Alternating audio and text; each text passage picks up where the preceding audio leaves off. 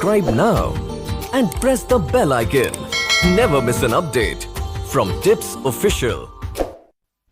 और हिंदी नाटक मोहन राकेश का रंगमंच आदि आपकी बहुत प्रशंसित पुस्तकें हैं। 100 से ज्यादा कहे सैकड़ों आलेख, निबंध विभिन्न पत्र पत्रिकाओं में आपके प्रकाशित हैं। आपने सैकड़ों व्याख्यान देश भर के विश्वविद्यालयों में और देश भर के विभिन्न जगहों पर जाकर के, स्थानों पर जाकर के आपने दिया है। वैसे तो नाटक आपका रिसर्च का क्षेत्र रहा है, लेकिन आपकी विशेषज्ञता का पाठ बहुत चौड़ा है और खास करके भारतीयता से संबंधित उसके जितने भी पहलू हैं उस पर आपका जो विचार है वो एकाधिकार की तरह है। दिल्ली विश्वविद्यालय, भारत के अनेक विश्वविद्यालय अनुदान आयोग और अनेक पत्र पत्रिकाओं के आप सदस्य रहे हैं। तो हमारे लिए गौरव की बात है कि आज आप हमारे बीच हैं। हम यहाँ पहले भी आपको सुन रहे हैं। आप जब भी बोलते हैं तो कुछ न कुछ नया मिलता है। तो मैं बिना किसी समय गमाए हम सर आपको आमंत्रित करते हैं, प्रोफेसर चंदन जी।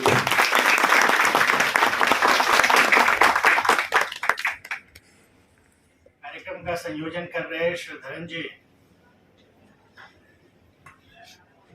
इस आयोजन समिति का समन्वय कर रहे राजकुमार जी,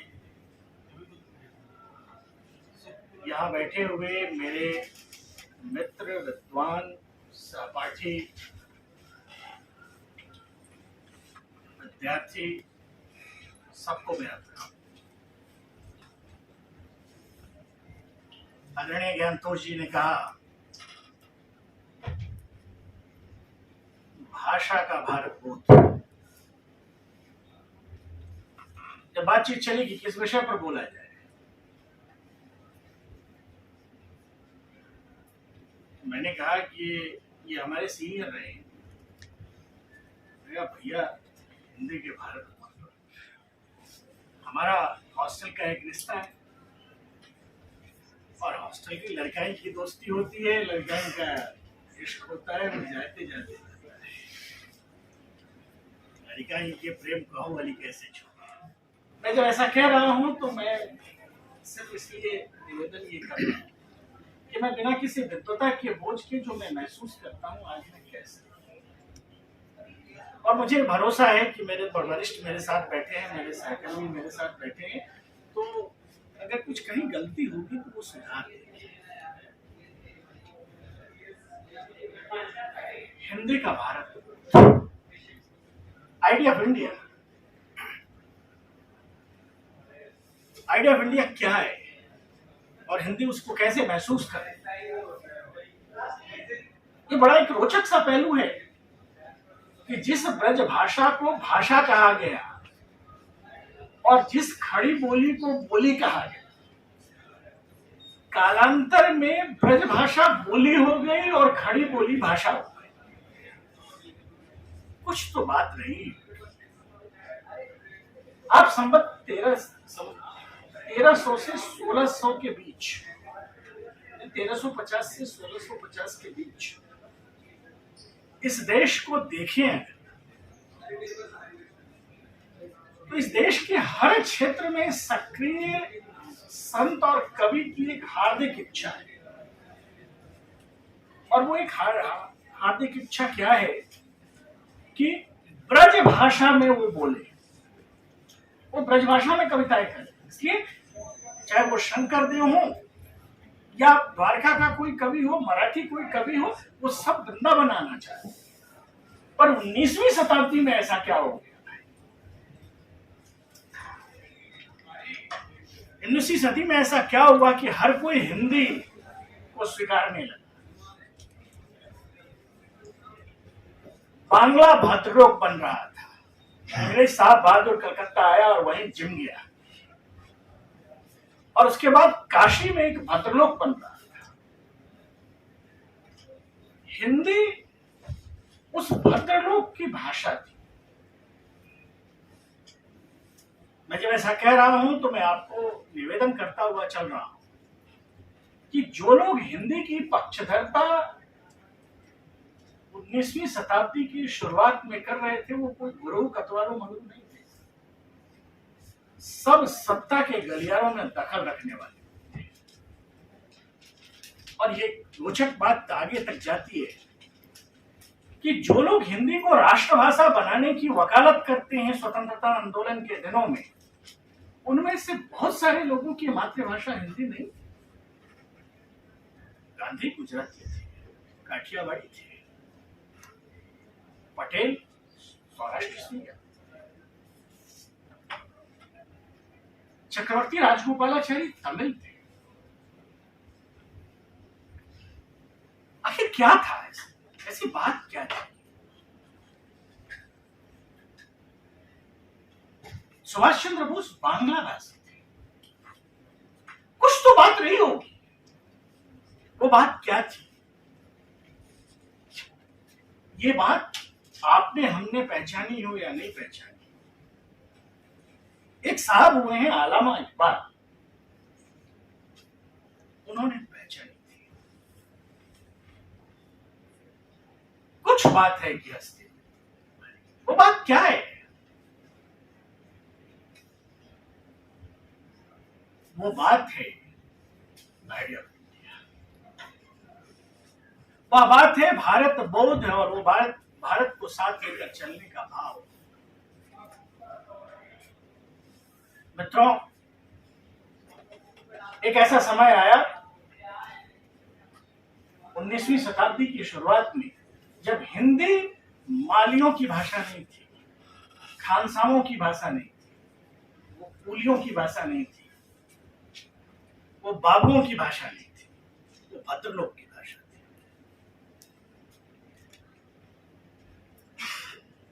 और स्वतंत्रता के बाद एक ऐसा समय आया जिसमें इस देश का उभरता हुआ मध्य वर्ग, बड़ा एक रोचक इतिहास से इस देश में मध्य वर्ग के बनने का। बांग्ला भद्रलोक को, यानी बांग्ला मध्य वर्ग को बांग्ला बना। असम में आप चले जाएं तो आज भी सड़क के किनारे एक छाता लिए हुए और धोती कुर्ता पहने हुए, चश्मा पहने हुए कोई व्यक्ति खड़ा होगा, और आप उससे जाकर बातचीत करेंगे तो आपसे कालिदास पर और कांट पर वो बात करेगा। मध्य वर्ग है वहां का, जिसको अंग्रेजी ने बनाया है। पूरे के पूरे हिंदी क्षेत्र को मध्य वर्ग के निर्माण में हिंदी की बहुत बड़ी भूमिका चली। और यह मध्य वर्ग क्या था? यह मध्य वर्ग इस देश में नवजागरण को संभव कर। यह मध्य वर्ग, तुम ही मनुष्य हैं क्यों है हम गुलाम गे हो, आदमी तुम भी आदमी हम भी, तुम राजा और हम गुलाम नहीं चलेगा। नारी नरसम हुई, स्त्री पुरुष के बराबर है। ये हिंदी नवजागरण में भारतेंदु की पत्रिकाओं के मोटो हैं। मैं जब आपसे यह निवेदन कर रहा हूं तो उस सांस्कृतिक सातत्यता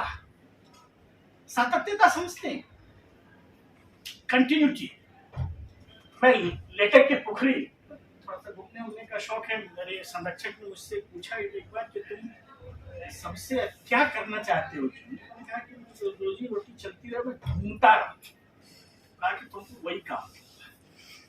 तो मैं लेटे के पुखरी में था। लेटे के पुखरी अगर आप जाएं तो असम और अरुणाचल के बॉर्डर पे एक जगह है नारायणपुर, वहां माधव देव जी का जन्म स्थान है, छोटा सा गांव है।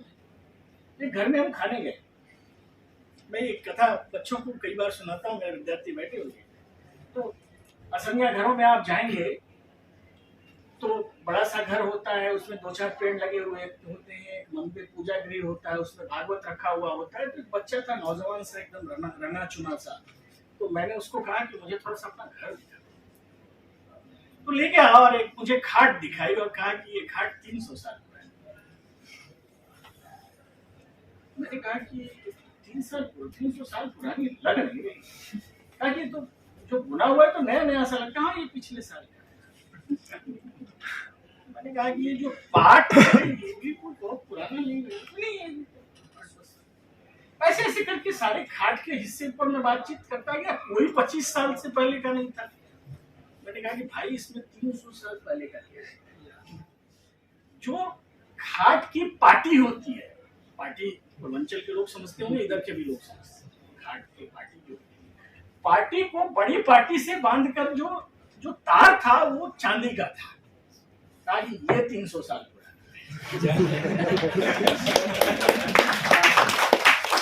भारत बदलता रहा है, भारत के लोग बदलते रहे हैं, यहाँ के मूल्यबोध बदलते रहे हैं, यहाँ का मानचित्र बदलता रहा है, पर जो वह आइडिया ऑफ इंडिया है वो पुराना है और इसको समझना होगा। और इस आइडिया ऑफ इंडिया को हिंदी उसका प्रतिनिधित्व करती है। अब मैं बताऊंगा आपसे, आचार्य रामचंद्र शुक्ल का नाम आपने सभी ने सुना। शुक्ल जी को पढ़ना और शुक्ल जी के बारे में बोलना मुझे अच्छा लगता है। शुक्ल जी ने हिंदी साहित्य का इतिहास लिखा, सन 1929 में वो छपा भी। वे जब उनके इतिहास दृष्टि है, हर आदमी का एक विजन होता है आपका। अच्छा देखिए, विजन और साइट अलग अलग चीज है। आपके पास साइट हो और विजन भी हो, इसकी कोई गारंटी नहीं है। बहुत लोगों के पास आंख होता है पर दृष्टि नहीं होती, अक्सर ऐसा ही होता है। उनकी एक इतिहास दृष्टि है और उस इतिहास दृष्टि में दो शब्द वो लेकर चलते हैं, एक मर्यादा और एक विरुद्धों का सामंजस्य। विरुद्धों का सामंजस्य, यह समाज ऐसा रहा है जहां एक दूसरे के विरोध में खड़ी हुई चीजें एक दूसरे के साथ पनपती हैं। वे जब अपने साहित्य बोध की बात करते हैं, वे अपने आइडिया ऑफ इंडिया की बात करते हैं, हिंदी बोध की बात करते हैं, तो इस विरुद्धों का सामंजस्य शब्द की वो व्याख्या अक्सर करते हैं। वे कौन से शब्द भाव हैं हिंदी में जो अभिव्यक्त हो रही हैं, जो हजारों वर्षों की गुलामी के बावजूद इस देश को बचाएगी। वो कौन से भाव है? देखिए, मैं बार बार एक बात कहता हूं, हम सत्ता केंद्रित समाज नहीं रहे। अगर सत्ता केंद्रित समाज होते तो 1200 साल की गुलामी धुआं धुआं हो जाता। एक पांथिक मान्यता पूरी दुनिया में जहां भी गई, वहां की स्मृति को उसने नष्ट कर दिया। सिर्फ और सिर्फ भारत रहा जो एकदम चौचक बना हुआ है। क्यों बना हुआ है? इसकी पहचान, इसके अवलोकन के सूत्र आपको वासुदेव शरण अग्रवाल, आचार्य रामचंद्र शुक्ल, रामधारी सिंह दिनकर, सच्चिदानंद हीरानंद बादशाह, निर्मल वर्मा, विद्यानिवास मिश्र और रामस्वरूप चतुर्वेदी के चिंतन में पढ़े जा सकते। इन सारे सज्जनों का नाम इसलिए मैंने लिया क्योंकि आज का खेल हिंदी पर। हिंदी को क्या उत्तराधिकार में मिला है? मैं एक पॉलिटिकली इनकरेक्ट बात कहूं, हिंदी को वह हिंदू मनदाय में मिला है जो उसका लोकतांत्रिक है, जिनका नाम इकबाल साहब का नाम हमने लिया, उनका पूरा नाम है मोहम्मद इकबाल मसौदी। वे अविभाजित भारत के सियालकोट में 9 नवंबर 1877 को पैदा हुए। इनके दादा सहज सप्रू कश्मीरी हिंदू पंडित थे, जो बाद में सियालकोट आ गए। इस विषय पर ज्यादा नहीं जाऊंगा। इन्हीं श्रीमान जी की एक पंक्ति है, यूनानो मिस्र रोमा सब मिट गए जहां से, कुछ बातें गृहस्थ। यह बात हमारी सांस्कृतिक नैरंतर्य में छुपी हुई है। यह बात उस लोकतांत्रिक मन में छिपी हुई है, उस सामाजिक चेतना में छिपी हुई है, जिसकी व्याख्या मैं आगे करता चलूंगा अगर समय होगा। ये बात अलग है। यही इकबाल मसूदी साहब, जिन्हें कई बार हम अल्लामा इकबाल कहते हैं। अल्लामा का अर्थ समझते हैं? विद्वान। ये विद्वान जी ने पाकिस्तान के लिए तराना ए मिली लिखा और लिखा कि चीनो अरब हमारा, हिंदुस्तान हमारा, मुस्लिम है हम, वतन है सारा जहां। बदल गया। जब आप कई बार सत्ता में होते हैं ना, तो दिल्ली हमका चाकर कीन दिल दिमाग घुसा कर ताकत की एक भाषा आपकी तार्किकता की भाषा को खत्म कर। भारत में तार्किकता बची रही क्योंकि ये सत्ता की भाषा बोलने वाला समाज नहीं रहा है। इसकी व्याख्या भी आगे करता है। मैंने एक शब्द इस्तेमाल किया, विरुद्धों का सामंजस्य, और मैंने आपसे निवेदन किया कि हिंदी विरुद्धों का सामंजस्य की प्रतिनिधि भाषा है। कैसे? आप में से जो लोग दर्शन शास्त्र के विद्यार्थी होंगे, आप जानते होंगे कि यहां किसी भी चीज की आत्यंतिक व्याख्या नहीं होती। आत्यंतिक समझते हैं? यह अंतिम है, इसके बाद कुछ नहीं है। यहां सांख्य है, यहां योग है, यहां वैशेषिक है, यहां मीमांसा है, यहां वेदांत है, यहां न्याय है। ये तो आस्तिक कहे जाने वाले। यहाँ जैन है, यहाँ बौद्ध है और चार्वाक है। ये तीन कमोबेश नास्तिक कहे जाने वाले। और मीमांसा में भी पूर्व मीमांसा है और उत्तर मीमांसा है। जैनियों के यहाँ आप जाएंगे तो वहां श्वेतांबर है, दिगंबर है। श्वेतांबरों में जाएंगे तो वहां तेरापंथी है। बौद्धों में जाएंगे तो वहां हीनहान है, महायान है। महायानियों में भी जाएंगे आप तो वहां वज्रयान है, और भी जाने क्या क्या है। बौद्ध मत की कई चलताऊ व्याख्याओं में एक व्याख्या यह भी है कि यह वैष्णव मत की रूढ़ियों के खिलाफ खड़ा। ऐसी व्याख्या क्यों करते? रूढ़ियां अर्चन, वंदन और सेवन से संबंधित थी। एक रोचक बात बताऊं। महर्षि वेदव्यास, आप नाम सुना है? महर्षि वेदव्यास भागवत के 10वें स्कंध के 40वें अध्याय के 17वें श्लोक, जब विष्णु के अवतारों का वर्णन कर रहे हैं तो इन्हीं बुद्ध को विष्णु का 9वां अवतार बता रहे हैं। हमारे दो जातीय वांगम है। जातीय जब मैं इस्तेमाल कर रहा हूं तो जाति पॉलिटिकल टर्म में नहीं कर रहा हूं। हमारे दो सांस्कृतिक वांगम है, महाभारत और रामचरितमानस। हम सभी का बालपन तुलसी की चौपाइयों की छांव में बीता है। ये दोनों वांगम में जीवन के दो छोर पर खड़े हैं। एक में राज्य देने पर भी भाई नहीं ले रहा है, खड़ाऊ रखकर राज्य चल रहा है। प्रभु पूजत प्रभु नित पूजत प्रभु पावरी, प्रीति न हृदय समात, मांग मांग आयुष करत, राजकाज बहुभात। और दूसरे में पांचों भाई मिलकर 5 गांव मांग रहे हैं और दुर्योधन कह रहा है कि सुच्याग्रं नैव दस्यामि बिना युद्धे न केशव। बिना युद्ध के ये मात्र। दोनों वांगम है, भारत के वांगम है। दोनों भारतीय, दोनों एक दूसरे के खिलाफ खड़े हैं। हिंदी के दोनों ही ग्रंथ हैं, हिंदी दोनों का।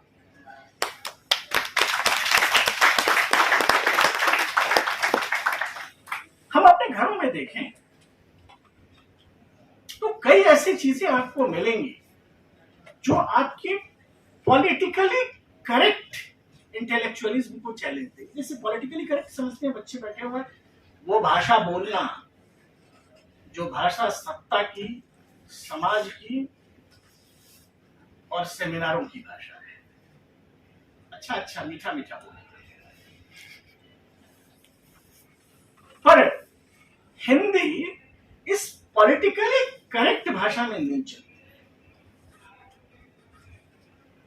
यहां सेकुलर नॉन सेकुलर कोई समस्या नहीं। यह समस्या पश्चिमी साहित्य की है, पश्चिमी भाषाओं की है। निर्मल वर्मा का एक लेख है, मेरे लिए भारतीय होने का अर्थ। आपने पढ़ा होगा, आप विद्वान लोग। निर्मल कहते हैं, यदि भारत का सभ्यता बोध और सांस्कृतिक परंपराएं आज भी मौजूद हैं, तो उसका मुख्य कारण वह केंद्रीय आध्यात्मिक तत्व है जिसमें इतनी क्षमता और ऊर्जा थी कि इतिहास के निर्मम थपेड़ों के बावजूद वह समस्त प्रभाव को अपने भीतर समाहित कर सका। हम संस्कृति को समझें कैसे, हम आइडिया ऑफ इंडिया को समझें कैसे।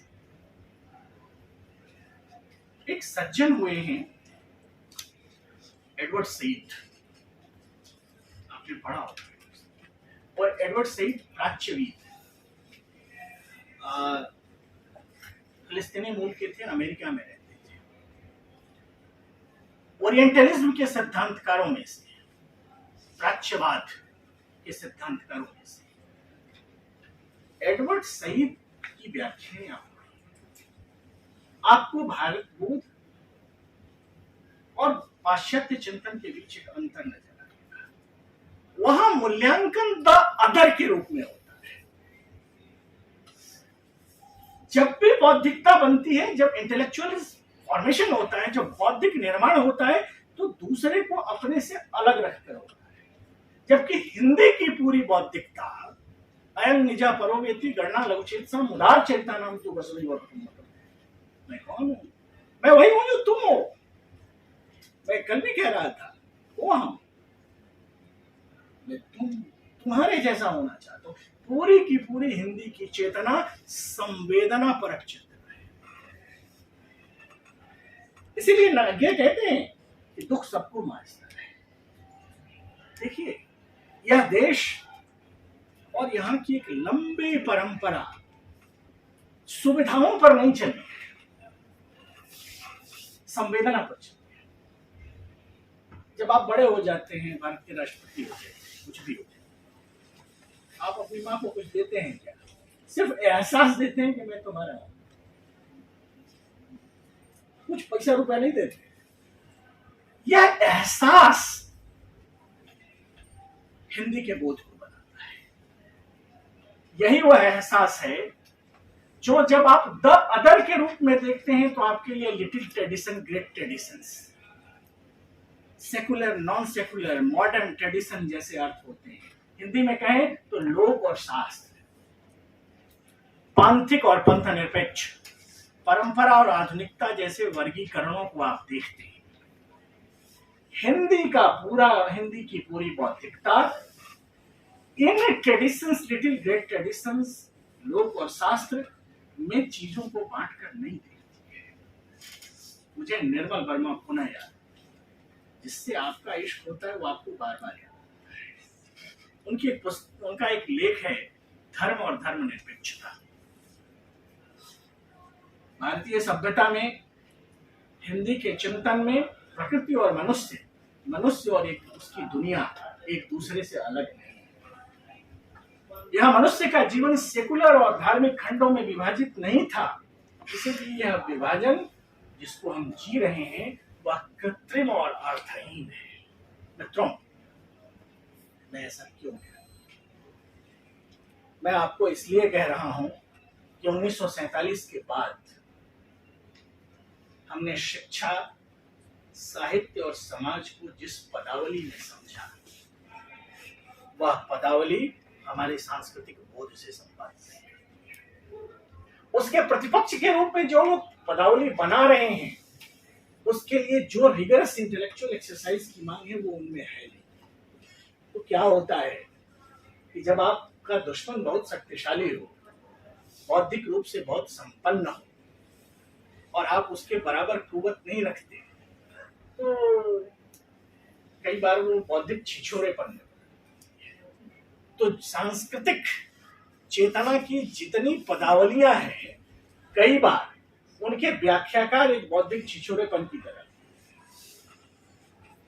मित्रों, जब आप सूरज प्रसाद दुबे नेपाल को पढ़ेंगे, सूरज प्रसाद दुबे नेपाल, वीएस नाइपाल, उनका पूरा नाम था विद्याधर सूरज प्रसाद दुबे नेपाल। वो उनका अपना नाम था विद्याधर, पिता का नाम था सूरज प्रसाद। त्रिनाद जब वो गए तो नेपाल स्ट्रीट पे रहते थे, तो नेपाल वहां से जुड़ गया, और नेपाल जब इंग्लैंड गए तो नाइपाल होते हैं। तो वीएस नाइपाल नोबेल लॉरेट है, उनको नोबेल पुरस्कार। उनकी एक पुस्तक है, कई पुस्तकें उनकी हैं, पर एक पुस्तक जिसका मैं जो कोबो पर है, वो प्यारी पुस्तक है। कोबो आप जानते होंगे ऑनलाइन, इंडिया वुंडेड सिविलाइजेशन। ये पुस्तक 1976 में प्रकाशित हुई है। इस पुस्तक को आप पढ़िएगा।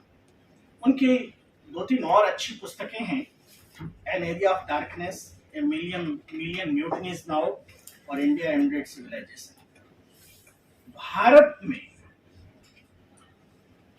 भारत क्या है? मैं बार बार एक शब्द इस्तेमाल कर रहा हूं इन दिनों, भारत बोध। ये मेरा शब्द नहीं है, मैं राष्ट्रवाद शब्द इस्तेमाल नहीं कर रहा हूं, क्योंकि दुनिया में जितने भी झगड़े हुए हैं वो नेशन स्टेट थ्योरी पे हुए हैं। इस भारत बोध की समेकित चेतना को हिंदी अपने साथ लेकर चलती है, और यही कारण है एक ताज कवित्री है, रीतिकाल की कवित्री। उनका वृंदावन में गोकुल में काशनी जी महाराज के आश्रम के ठीक सामने उनकी समाधि बन रही है। ताज की पंक्तियां हैं, सांवरा सलोना सिरताज कुल सिरे धरा, हो तो मुगलानी हिंदुआनी बन लो। यह हिंदुआनी क्या है? यह हिंदुआनी पांथिक नहीं है, यह हिंदुआनी सत्ता केंद्रित नहीं है। अगर सत्ता केंद्रित होती तो तुलसीदास नहीं कहते कि हम चाकर रघुवीर के पटो लिखो दरबार, तुलसी अब का होंगे। कुम्मन दास ने लिखा, कुम्मन दास की पूरी चेतना, आपने कुम्मन दास का नाम सुना ही है। कुम्मन दास की संतन को कहा सीगरी से काम, आवत जात पनैया टूटी बिसर गए हरिनाम, जिनके मुख देखत दुख उपजत तिनको करनी पड़ी सलाम। अगर शक्ति की पूजा हिंदी कर रही होती, भारत शक्ति की पूजा कर रहा होता, भारत अगर कुर्सी केंद्रित होता तो भारत बचा नहीं रहता। भारत इसलिए बचा है कि इसको साधु सन्यासियों ने, परिव्राजकों ने, यात्राओं ने बचा कर रखा है। अभी एक चर्चा आई यात्रा की, मैं एक तर्क देता हूं। हिंदी का पूरा भाषा विधान यात्रा बोध से बनता है। आप कबीर की भाषा को देख लीजिए, आपको पूर्वांचल में भोजपुरी से लेके पंजाबी तक के शब्द मिलेंगे। आप श्रीमंत शंकरदेव की भाषा को देख लीजिए, जो आज से 500 वर्ष पहले उनकी शब्दावली में ब्रज भाषा से लेकर मैथिली, बांग्ला, संस्कृत, असमिया के शब्द मिलेंगे। आप गुरु ग्रंथ साहिब को पढ़िएगा, गुरु ग्रंथ साहिब में प्राय सभी भाषाओं के शब्द हैं। ऐसा क्यों है? रमता जोगी बहता पर आस्थानिकता से मुक्ति का भाव हिंदी का भाव है। लोकलाइज जब आप होते हैं ना, जब आप बल्ले महारान से दरीबे तक तेरी मेरी कहानी दिल्ली में, जब आस्थानिक होते हैं, लोकलाइज्ड होते हैं, तो आप खुद हो जाते हैं। हिंदी इसलिए बड़ी हुई क्योंकि हिंदी ने यात्रा की है। इस देश के विभिन्न भाषाओं के शब्द हिंदी को समृद्ध है। इस मामले में यह भारतीय बोध की प्रतिनिधि है। आन भद्रा अरितवयंतु विश्व का, विश्व के सभी भागों के उदार विचार है। इसीलिए मैं कहता हूं हिंदी हिंदू बोध की प्रतिनिधि है। हिंदू है तो वो शक्ति की भी पूजा कर रहा होगा। मैं वहीं जाता हूँ, शक्ति का पीठ है गुवाहाटी में, कामाख्या, तो वहां पूजा करते हैं। उसके बाद बारदोआ चले जाते हैं, वैष्णव पीठ है, वहां चले जाते हैं। तो वैष्णव भी होगा, शक्त भी होगा, वो शैव भी होगा, सब हो और कुछ भी नहीं। वो 1 किलो लड्डू भगवान जी को चढ़ाएगा, एक वहां बूंदी रखेगा, बाकी खा जाएगा, तब भी भक्त है। कोई आत्यंतिक अवधारणा उसके यहां नहीं है। हिंदी का पूरा बोध आत्यंतिकता से मुक्ति का बोध है। यही सही है, ऐसा नहीं है। सही तुम भी हो, सही हम भी हैं। यह अलग बात है कि हम एक दूसरे से मिल नहीं रहे हैं, पर तुम्हारा सही तुम्हें मुबारक, हमारा सही हमें मुबारक।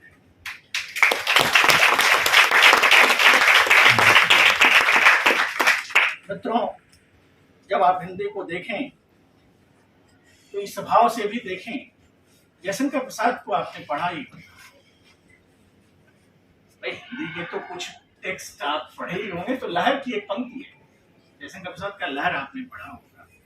लहर का 7वां छंद है, तुम हो क्या और मैं क्या हूं, इसमें क्या है धरा सुनो, मानस जलधि रहे चुंबित, मेरे क्षितिज उदार। यह उदार होना भारतीय होना है और हिंदी इस औदार्य बोध की प्रतिनिधि है। इसी औदार्य ने हमें पांथिक होने से बचाया है। हिंदी, हम दुनिया में जहां भी गए इसी विचार से गए, जो तलवार के रास्ते गए इतिहास उनका हिसाब किताब करता है। पश्चिम में शक्ति, ज्ञान, सूचना और पैसे का समीकरण है। ताकत जिसको पावर कहते हैं ना, तो जब आप किसी वेस्टर्न आदमी से बात करेंगे तो उसके लिए ताकत का मतलब है पैसा और ज्ञान, और ज्ञान का मतलब है इंफॉर्मेशन। भारत में शक्ति, त्याग और संवेदना का संकल्प है। आप किसी भी व्यक्ति को भारतीय समाज में प्रतिष्ठित होते हुए, समेटने वाले व्यक्ति को प्रतिष्ठित होते हुए नहीं देखेंगे। साधु संतों का क्यों सम्मान, छोड़ के चल दिया। जिसने भी त्याग किया उसका सम्मान है। यह भारत का बोध है। एक हिंदी के कई चिंतन में एक महाभारत का द्रोण पर्व है। द्रोण पर्व में संजय की एक उक्ति है। संजय को आप जानते ही हैं, संजय को सब ज्ञात होता था, वो देख रहे होते थे। आशा बलवती राजा। आशा हिंदी की रचनात्मकता के केंद्र में है। अब देखिएगा, चाहे वो प्रेमचंद को पढ़ लें, प्रेमचंद को तो सभी पढ़ते ही होंगे। हिंदी की जो 4 महत्वपूर्ण पुस्तकें खूब बिकती हैं, जिसमें बच्चन की मधुशाला बिकती है, गुनाहों का देवता बिकता है, एक खास उम्र में बिकती है, चित्रलेखा बिकती है और गोदान बिकता है। ये 4 पुस्तकें बेस्ट सेलर कही जाएंगी। इन चारों पुस्तकों को आप पढ़िएगा। इन चारों पुस्तकों में नायकत्व की अवधारणा, हीरो किसे माना गया और मूल्यबोध क्या है, इन चारों टेक्स्ट को आप पढ़िएगा तो नायकत्व बराबर उस व्यक्ति को मिला है जिसने संचय के विरुद्ध अपना मन बनाया है। और दूसरा, इसलिए राम को नायकत्व मिलता है, इसलिए पांडवों को नायकत्व मिलता है, कौरवों को नायकत्व क्यों नहीं मिला? तो ताकतवर। और दूसरा, नायकत्व उसको मिलता है जो आशा का प्रतिनिधि है। इसके पूरे के पूरे समाज में चाहे वो पूरे हिंदी क्षेत्र को देख लीजिए और हिंदी के बोध को देख लीजिए, आशा एक बहुत बड़ा मूल्यबोध है। हुआ एक आपने उपन्यास पढ़ा होगा रंगभूमि, उसमें प्रेमचंद के दो पात्र हैं, इसमें एक सूरदास है और सूरदास के साथ उसका भतीजा है, जो भी है उसके साथ रहता है। तो एक नया नया समाज सेवक हुआ है, उसकी नजर उसके जमीन पर है, वो पांडेपुर का रहने वाला है, बनारस में, जानते होंगे। वो कहता है कि अपनी जमीन हमको, वो नहीं देना चाहता। उस जमीन पर पशु चरते, उससे उसको कोई लाभ वाभ नहीं। तो वो बुधवा उससे कहता है कि ये जो जमीन है नहीं दोगे तो वो हमारी झोपड़ी तोड़ दे। कहता है हम फिर बना, कहा कि फिर तोड़ देंगे, कहा कि हम फिर बना लेंगे। वो जितनी बार तोड़ेंगे हम उतनी बार बना लेंगे। ये आइडिया ऑफ इंडिया है। तुम्हारी ताकत हम देखेंगे, तुम जितनी बार गिराओगे हम उतनी बार उठ के खड़े।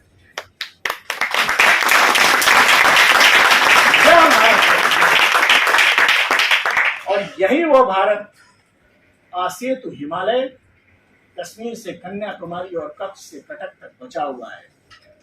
भारत कुर्सियों से नहीं बचा हुआ है। भारत उन लोगों से बचा हुआ है जिन्होंने कुर्सी छोड़कर समाज में आना सीखा है। भारतीय ज्ञान एक बहुत बड़ी ताकत यह है कि जिसने सब कुछ छोड़ दिया, भारत ने उसको अपना लिया। हिंदी इसी बोध के प्रतिनिधि है। आशा और त्याग हिंदी का मूल्यबोध बनाती है। एक तीसरी चीज जो हिंदी से मुझे शिकायत है, मेरे एक बच्चे जिस स्कूल में पढ़ते हैं वो दिल्ली के खाए पिए अघाए लोग, क्या लाल लाल।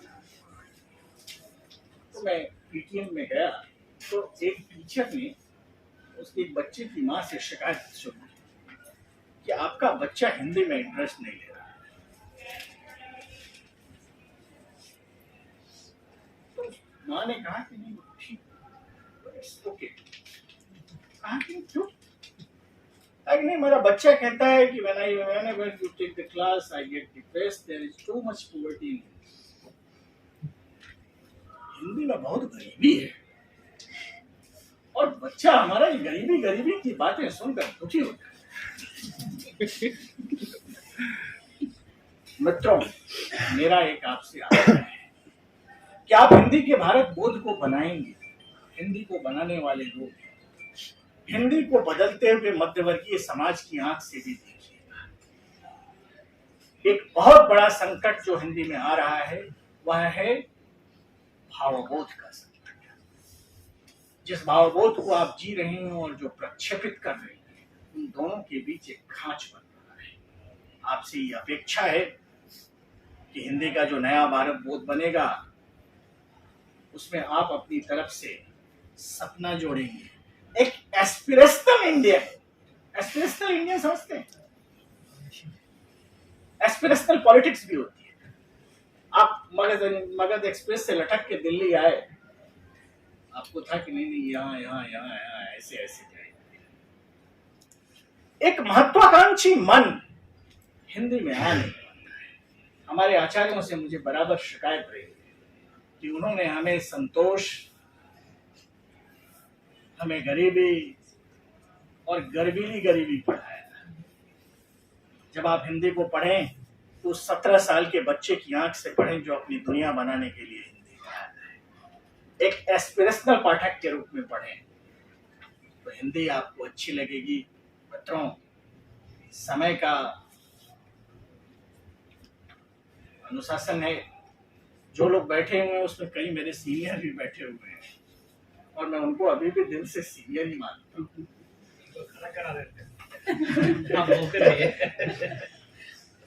तो मेरा यह विषय आपके सामने मैंने प्रस्तुत किया। अगर और समय होता तो हिंदी के चिंतन को लेकर, हिंदी के भावबोध को लेकर हिंदी के भारत बोध को लेकर आपसे और बातचीत। हिंदी दो अतियों पर खड़ी हुई संतोष की भाषा है, इसीलिए हिंदी में कबीर भी है और कबीर नहीं भी है। हिंदी संतोष और सपने के बीच खड़ी हुई भाषा है। इसको हिंदी को सपने और एस्पिरेशंस की भाषा बनानी है, और हमें एक ऐसी भाषा बनानी है जहां कूलियों के बच्चों को आगे बढ़ने का मौका मिले और एक मध्य वर्ग का सृजन हो। एक शिकायत और है, हिंदी की पूरी चेतना राजनीतिक भावबोध का प्रतिनिधित्व करती है, पर सामाजिक भावबोध का प्रतिनिधित्व।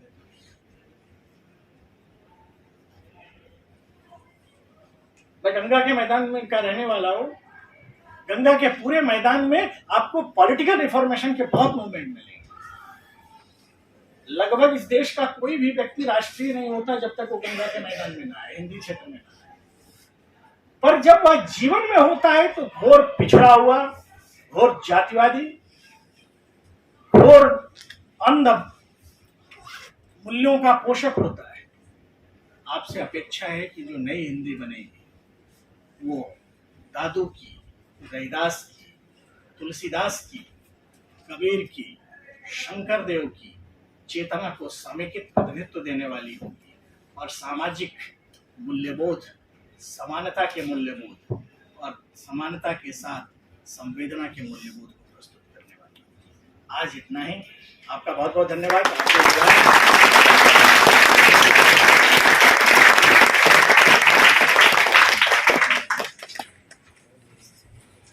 बहुत बहुत आभार सर।